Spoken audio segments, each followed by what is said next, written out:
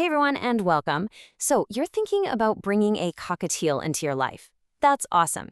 You're in exactly the right spot. Today, we're going to dive into the Cockatiel Care Handbook and pull out all the key practical info you need to get started on the right foot with one of the most charming little birds you'll ever meet.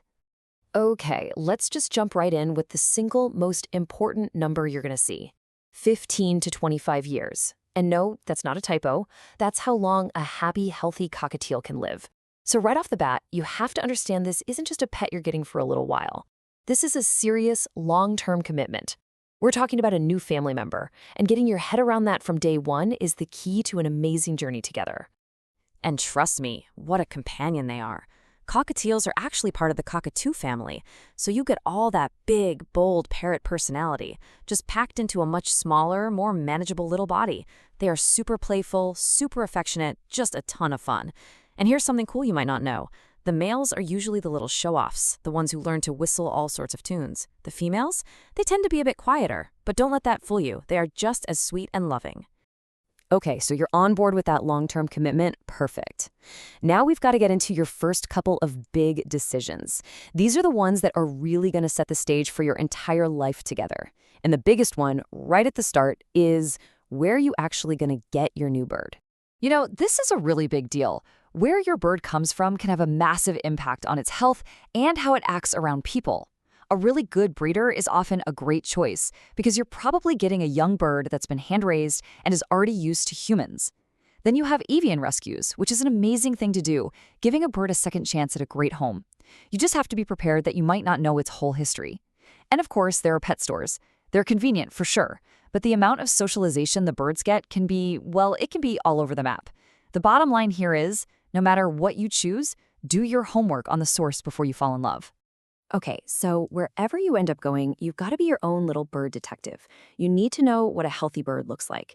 You're looking for bright, clear eyes, right? Feathers that are smooth and clean, not all puffed up and messy. That can be a sign they're not feeling great. You want a bird that's active, alert, moving around. Check out its grip on the perch. It should be nice and firm. And listen, you shouldn't hear any wheezing or clicking when it breathes. Seriously, just take a minute and watch. It'll tell you a lot. And then here's the next big step. Ask if you can handle the bird. This is a great tip right out of the handbook. You want to see if it'll step up onto your finger. Now look, a little bit of nervousness is totally normal, right? You're a stranger. But what you're really looking for is curiosity. Is it interested in you? Or is it showing real fear or trying to bite? This is your first real glimpse into its personality and how well it's been socialized. All right, you found your bird. Congratulations. Now it's time to get their new home ready. And listen, of all the things you're going to buy, nothing is more important for your cockatiel's happiness and safety than its cage. Yeah, this cage, it's not just a box. It's their safe space, their gym, their bedroom. It's their whole world, really. So let's run through the must-haves. First, size. The rule's simple. Bigger is always, always better. But what's even more important is safety. The space between the bars, it has to be between a 1/2 inch and 5/8 of an inch. Any wider, and they can get their head stuck, which is terrifying. And the material the cage is made of is a huge deal. You want powder-coated steel. Stay away from anything with zinc or brass, because if they chew on it, it can actually be toxic. So you've got the house all set up. Awesome.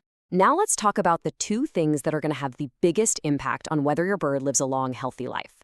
We're talking about that 15 to 25-year mark we mentioned. It really boils down to two things: what goes in them and what they need to stay away from.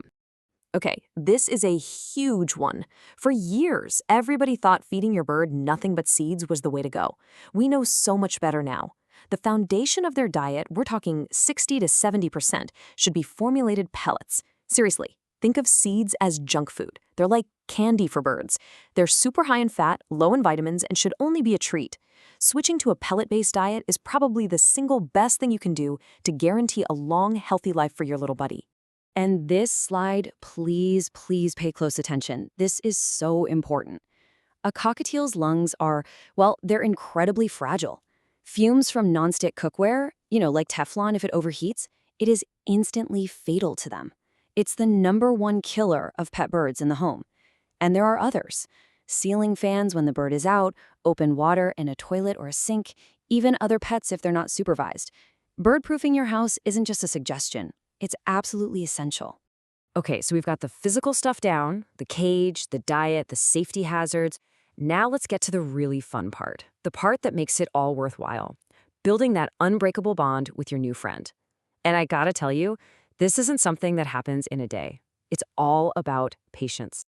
Those first 2 weeks are absolutely critical for building trust. So for the first few days, your only job is to just be there, sit near the cage, talk to them in a soft voice. That's it. No trying to handle them. Then maybe towards the end of that first week, you can try resting your hand inside the cage, offering a little treat. The key here, and I can't stress this enough, is to let the bird call the shots. Let them set the pace. If you rush it, you'll just end up taking 2 steps back. Once you've started to build that trust, the step up command is your #1 priority. It's the foundation for everything else you'll do together. And it's pretty simple, really. You just gently press your finger against their lower chest, say step up in a nice calm voice, and the second they do it, praise them and give them a treat. The trick is to keep the training sessions super short and fun, like 5 minutes a day. That's way more effective than one long, stressful session. Okay, now for what I think is the coolest part. Your cockatiel is talking to you all the time. You just might not know it yet. The real secret to having that amazing bond with them is learning to speak their language. And their most obvious way of communicating is with that crest on top of their head. Think of it like their own personal mood ring.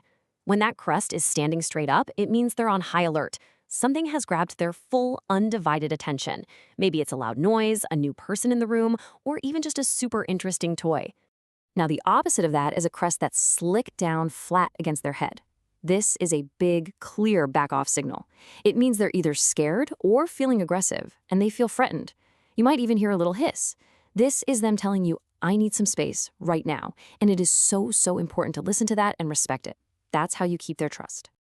And then there's this. This is what you're aiming for. A nice, relaxed, half-mast crest. This is the look of a totally content, happy, and calm bird. It's their default, everything is good state. When you see that crest just gently relaxed, you can give yourself a pat on the back, because it means you've made a home where your bird feels 100% safe and comfortable. And of course, it's not just the crest. They make all sorts of sounds. All that whistling and singing, that's a very happy bird. You know that really loud screech they sometimes do? That's what's called a contact call. They're literally just shouting, hey, where are you? A lot of the time, if you just whistle or call back, they'll quiet right down. Oh, and if you hear a quiet little grinding sound when they're sleepy, don't freak out. That's beak grinding, and it's basically the bird version of a cat purring. It's a very good sign.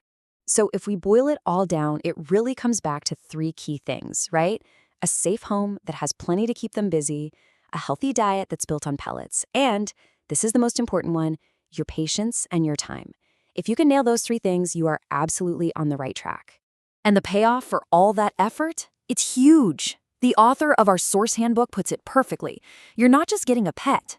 You're getting a real companion who's going to give you decades of laughs, friendship, and genuine affection. Which kind of brings us to a final fun thought. As you get ready to start this amazing journey, I'll leave you with a question to think about. What's the very first song you'd want to teach your new little friend? Thanks so much for tuning in.